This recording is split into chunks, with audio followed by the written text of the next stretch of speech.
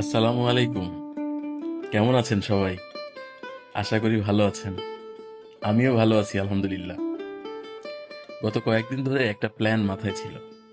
ছাদের কার্নিশের কাজ শেষ হলে আমরা আমাদের ছাদ বাগানের কাজ শুরু করব। আলহামদুলিল্লাহ আমাদের ছাদের কার্নিশের কাজ প্রায় শেষ। তাই সেই স্বপ্ন পূরণের প্রথম পদক্ষেপ নিলাম আজকে।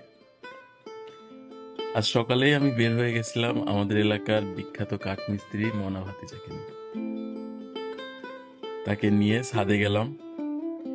ওখানে গিয়ে পুরো ছাদের মাপচোক করালাম আমার প্ল্যান মতো।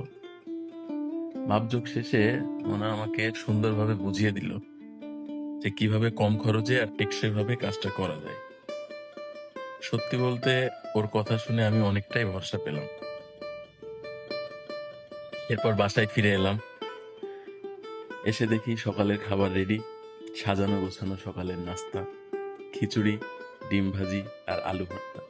গ্রামের সরল খাবার, কিন্তু এই সরলতার মধ্যেই অন্যরকম একটা তৃপ্তি আছে।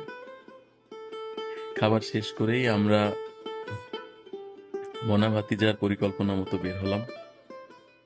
বেশ অনেকটা ঘোরাঘুরি আর কয়েকটা সমিল ঘুরে অবশেষে আমরা পেলাম আমাদের কাঙ্ক্ষিত সেই নারকেল গাছের কাঠ।